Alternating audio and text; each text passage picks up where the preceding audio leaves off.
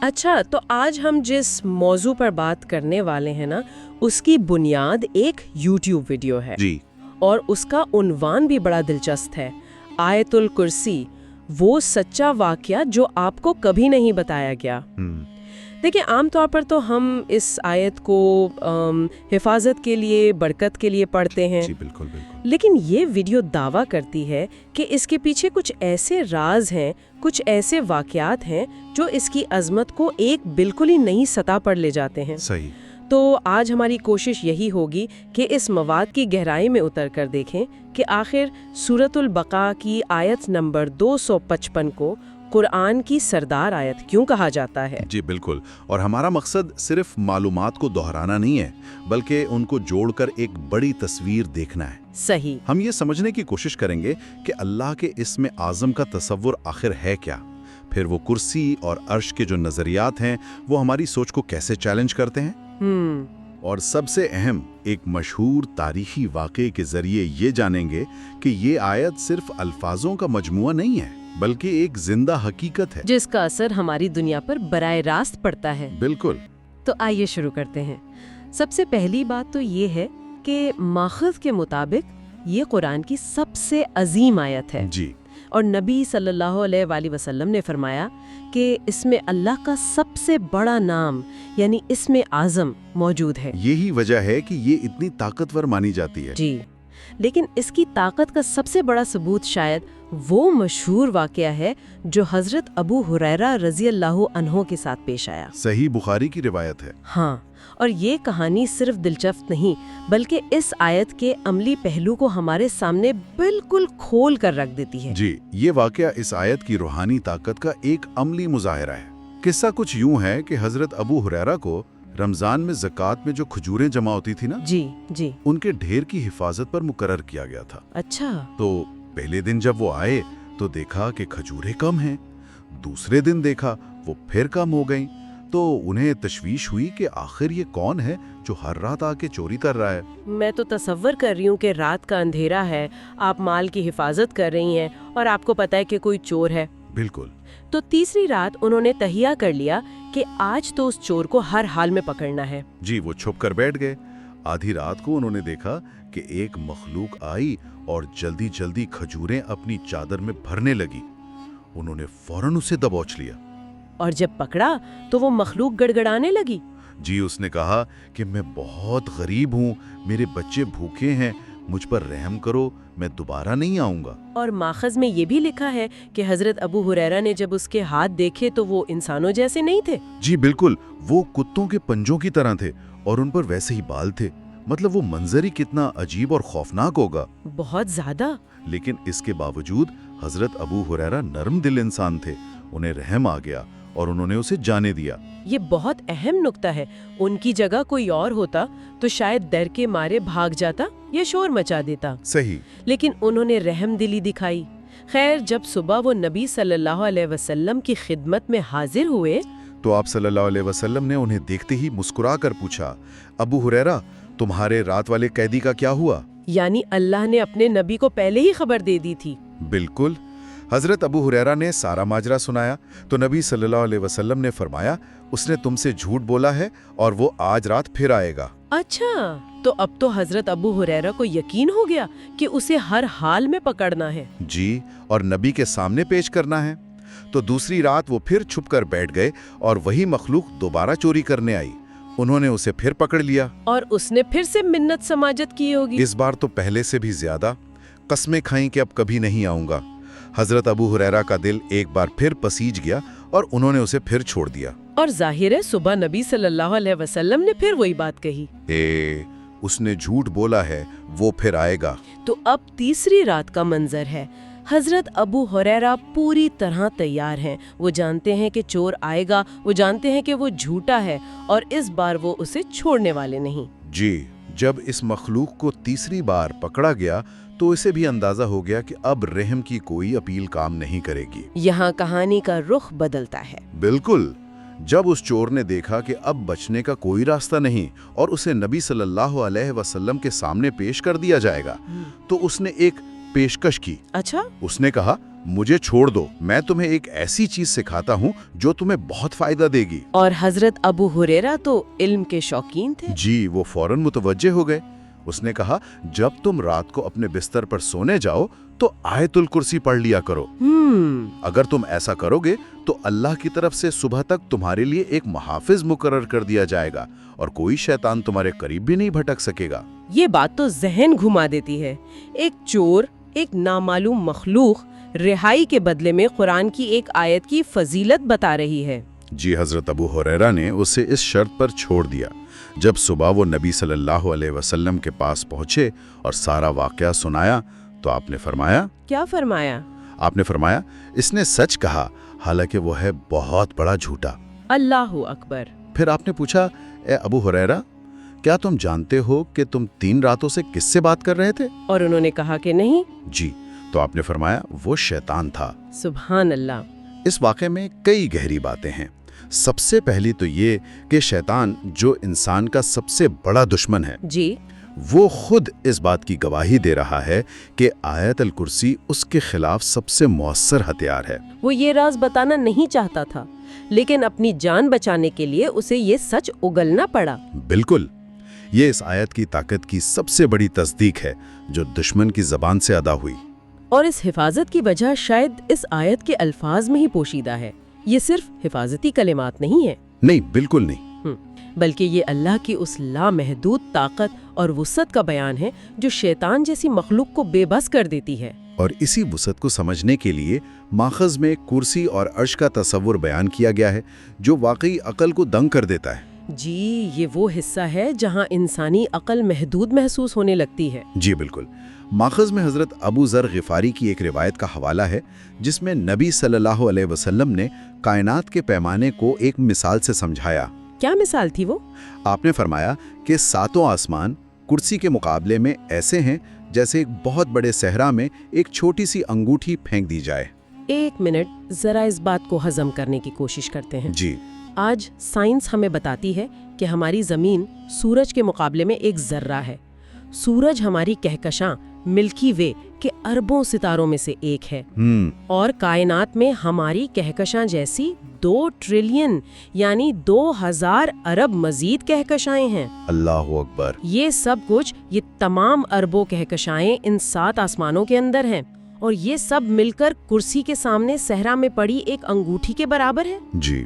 ये तसव्वुर तो इंसान को हिलाकर रख देता है। बिल्कुल, ये सोच इंसान के तकब्बुर को जड़ से उखाड़ देती है।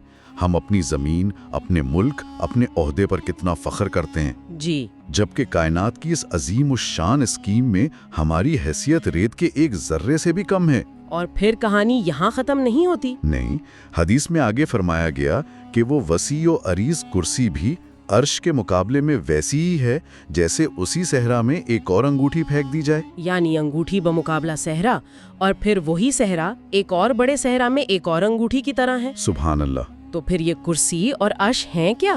क्या ये कोई हकीकी मतलब मादी चीजें हैं? देखिए, इस पर उलमा की मुख्तलिफ आरा हैं।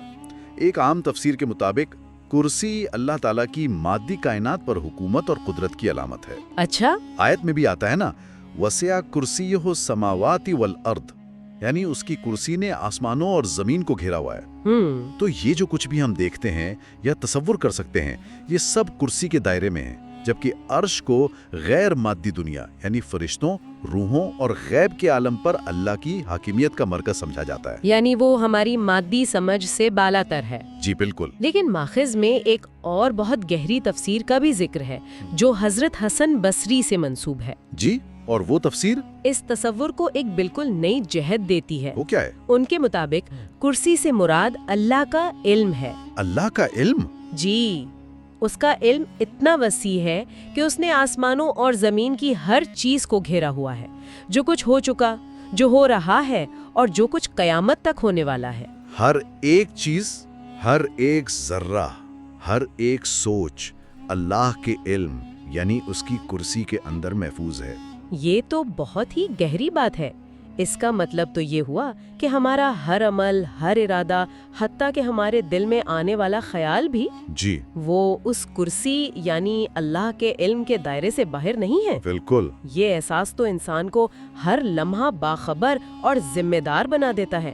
یہ صرف ایک فلکیاتی تصور نہیں رہتا بلکہ ایک اخلاقی قطب نما بن جاتا ہے۔ آپ نے بالکل صحیح نقطہ پکڑا۔ جب انسان یہ سمجھ لیتا ہے کہ وہ ہر لمحہ اللہ کے علم کے ہاتھے میں ہے تو اس کے گناہ کرنے کی ہمت کم ہو جاتی ہے اور نیکی کرنے کا جذبہ بڑھ جاتا ہے۔ صحیح۔ یہی اس آیت کا اصل مقصد ہے، اللہ کی عظمت کا ایسا نقش دل پر بٹھانا کہ انسان کی پوری زندگی بدل جائے۔ اور اسی لامحدود طاقت اور علم کی وجہ سے شاید کہا جاتا ہے کہ اس آیت میں اللہ کا سب سے بڑا نام اسم اعظم پوشیدہ ہے۔ جی، اس کے بارے میں ماخذ میں کیا تفصیلات ہیں؟ اسم اعظم کا تصور بہت پرکشش ہے کہ اللہ کا کوئی ایک ایسا نام ہے جسے لے کر دعا کی جائے تو وہ ضرور قبول ہوتی ہے۔ اس پر علماء میں کوئی حتمی اتفاق نہیں ہے کیونکہ اسے ایک راز رکھا گیا ہے۔ تاہم بہت سے بزرگوں کا خیال ہے کہ آیت الکرسی میں موجود الحی القیوم ہی اسم اعظم ہے۔ الحی القیوم یعنی ہمیشہ زندہ رہنے والا اور ہر چیز کو قائم رکھنے والا۔ جی، ایک حدیث بھی اس کی تائید کرتی ہے کہ ایک صحابی نے ان الفاظ کے ساتھ دعا کی تو نبی صلی اللہ علیہ وسلم نے فرمایا کہ اس نے اسم اعظم کے ذریعے دعا مانگی ہے۔ تو کیا یہ صرف ان دو الفاظ کو رٹنے کا نام ہے؟ نہیں، یہاں ماخذ میں ابن عربی اور امام غزالی جیسے صوفیاء کا ایک بہت خوبصورت نقطہ بیان کیا گیا ہے۔ اچھا؟ وہ کہتے ہیں کہ اسم اعظم کوئی جادوئی لفظ نہیں بلکہ اللہ کی معرفت اور اس کے ساتھ تعلق کی کیفیت کا نام ہے۔ ایک کیفیت، مطلب یہ جاننے کی چیز نہیں، بننے کی چیز ہے۔ اپنی ذات کو اللہ کی لافانی ذات سے جوڑتا ہے تو اسے حقیقی زندگی کا شعور ملتا ہے۔ اور القیوم؟ القیوم کا مطلب ہے سب کو تھامنے والا۔ جب انسان یہ مان لیتا ہے کہ اسے اور پوری کائنات کو صرف اللہ نے ہی تھام رکھا ہے تو وہ غیر اللہ کے خوف اور امید سے آزاد ہو جاتا ہے۔ تو اس کا مطلب یہ ہوا کہ اسم اعظم ہر شخص کے لیے اس کے روحانی درجے کے مطابق الگ ہو سکتا ہے، یہ کوئی ایک فارمولا نہیں ہے۔ جی، یہ اللہ کے ساتھ ایک ذاتی تعلق کی گہرائی ہے۔ امام غزالی کہتے ہیں کہ یہ پاک دل میں ہی گونجتا ہے۔ جب انسان کا دل دنیا کی محبت سے پاک ہو کر صرف اللہ کی یاد سے آباد ہو جاتا ہے تو اس کی زبان سے نکلا ہوا ہر نام ہی اسم اعظم کا اثر رکھتا ہے۔ تو اصل چیز الفاظ کا ورد نہیں بلکہ اس کیفیت کو اپنے اندر پیدا کرنا ہے جس کا یہ الفاظ بیان کر رہے ہیں۔ بالکل۔ ہم نے کائنات کی وسعت اور اسم اعظم کے فلسفے پر بات کی، اب ذرا اس کے عملی پہلو کی طرف آتے ہیں۔ روزمرہ زندگی کے لیے اس کے کیا فوائد بتائے گئے ہیں؟ سب سے بڑا اور مشہور فائدہ تو ایک حدیث میں بیان ہوا ہے جی کہ جو شخص ہر فرض نماز کے بعد آیت الکرسی پڑھنے کا معمول بنا لے، جی اس کے اور جنت کے درمیان صرف موت کا فاصلہ باقی رہ جاتا ہے۔ صرف موت کا فاصلہ؟ جی، یعنی جیسے ہی اس کی روح جسم سے نکلے گی جی وہ سیدھا جنت میں جائے گا۔ یہ ایک بہت بڑی ضمانت ہے۔ یہ تو ایک ناقابل تصور نام ہے، لیکن اس کے لیے یقیناً صرف زبان سے پڑھ لینا کافی نہیں ہوگا۔ یقیناً نہیں، شرط وہی ہے جو ہم پہلے بھی بات کر چکے ہیں، اسے سمجھ کر اور اس کے معنی کو دل میں اتار کر پڑھنا۔ جب آپ ہر نماز کے بعد اس آیت کو پڑھتے ہیں جی تو آپ دراصل اللہ کی حاکمیت کے 5 بنیادی اصولوں کا اقرار کر رہے ہوتے ہیں۔ یہ ایک طرح سے اللہ کے ساتھ اپنے عہد کی تجدید ہے۔ بالکل۔ کیا آپ ان اصولوں کی کچھ وضاحت کر سکتی ہیں؟ مثال کے طور پر آیت کا ایک حصہ ہے لا تأخذہ سنۃ ولا نوم۔ جی، اسے نہ اونگ آتی ہے نہ نیند۔ یہ ایک بہت اہم نقطہ ہے۔ وہ کیسے؟ دیکھیں، ہم انسان کمزور ہیں، ہم تھک جاتے ہیں، سو جاتے ہیں، غافل ہو جاتے ہیں۔ صحیح۔ ہمارے محافظ، ہمارے حکمران سب نیند اور غفلت کا شکار ہو سکتے ہیں، لیکن ہمارا رب وہ ہے جسے ایک لمحے کے لیے بھی اونگ نہیں آتی۔ وہ ہر آن ہر لمحہ پوری کائنات کے نظام کو چلا رہا ہے۔ جی، یہ احساس انسان کو بے پناہ تحفظ اور سکون دیتا ہے کہ اس کا نگہبان کبھی غافل نہیں ہوتا۔ اور ایک اور جملہ ہے لہو ما فی السماوات و ما فی الارض۔ اسی کا ہے جو کچھ آسمانوں میں اور زمین میں ہے۔ یہ بظاہر ایک سادہ سا جملہ ہے لیکن اس کے معنی بہت گہرے ہیں۔ یہ جملہ ہماری ملکیت کے پورے تصور کو بدل دیتا ہے۔ یہ جسم، یہ صحت، یہ اولاد، یہ مال، یہ گھر، یہ عہدہ، کچھ بھی ہمارا نہیں ہے۔ हम सिर्फ आर्जी अमीन या कस्टोडियन हैं। असल मालिक अल्लाह है। और जब ये एहसास दिल में पुख्ता हो जाता है तो इंसान तकब्बुर, हसद और हिर्स जैसी बीमारियों से निजात पा जाता है। आपको अपनी नौकरी जाने का खौफ कम हो जाता है, क्योंकि आप जानते हैं कि रिस्क बॉस के हाथ में नहीं, अल्लाह के हाथ में है। सही। आपको दूसरों की कामयाबी से हसद नहीं होता, क्योंकि आप जानते हैं कि असल मालिक वो है और वो जिसे चाहे अता करता है। ये एक आयत आपकी पूरी नफ्सियात को बदल सकती है। बिल्कुल। और फिर वो हिस्सा आता है, मंजिल लजी यशफउ इंदहु इल्ला बिइज़्नि। कौन है जो उसके हुजूर उसकी इजाजत के बगैर सिफारिश कर सके? ये तो तमाम वास्तों और वसीलों की नफी कर देता है। जी, ये तौहीद का खुलासा है। ये बताता है कि ताकत का असल मरकज सिर्फ और सिर्फ अल्लाह की ज़ात है। कोई नबी, कोई वली, कोई फरिश्ता, कोई पीर उसकी इजाज़त के बगैर किसी को ज़र्रा बराबर नफ़ा या नुकसान नहीं पहुंचा सकता। ये अकीदा इंसान को हर किस्म के शिर्क और मखलूक परस्ती से निकालकर बराह रास्त अल्लाह से जोड़ देता है। जी, वो समझ जाता है कि अगर मांगना है तो सिर्फ उसी से मांगना है जिसके हाथ में हर चीज़ का इख्तियार है। तो आज की गुफ्तगू का खुलासा ये है कि आयतुल कुर्सी सिर्फ जिन्नात और शयातीन से बचाने वाला कोई मंत्र नहीं है। नहीं, बिल्कुल नहीं। ये तौहीद का जामे तरीन बयान है, कायनात में इंसान की हैसियत का तयन है और अल्लाह की अज़मत का एक ऐसा मुकम्मल तारुफ है कि अगर कोई उसे समझ ले तो उसकी पूरी ज़िंदगी बदल सकती है। जी, हमने शैतान के एतराफ़ से बात शुरू की, कायनात की नाकाबिल तसव्वुर वुसअत को देखा और इसमें आज़म के हकीकी मायने को समझने की कोशिश की। आखिर में एक सोच के साथ बात ख़त्म करते हैं। हमने हुसैन बसरी की तफसीर पर बात की कि कुर्सी से मुराद अल्लाह का इल्म है, जिसने हर चीज़ को घेरा हुआ है। जी, ज़रा एक लम्हे के लिए उस तसव्वुर को अपने अंदर उतारने की कोशिश करें। ये कि आप इस वक्त जहाँ बैठे हैं, जो सोच रहे हैं, जो महसूस कर रहे हैं, आपका माजी, आपका मुस्तकबिल, आपकी हर नियत और हर अमल, सब कुछ अल्लाह के इस हमागीर इल्म के दायरे में है। अगर ये एक एहसास हमारे दिल में जिंदा हो जाए तो क्या ये हमारे हर अगले फैसले, हर अगले कदम और हर अगली सोच को तब्दील नहीं कर दे?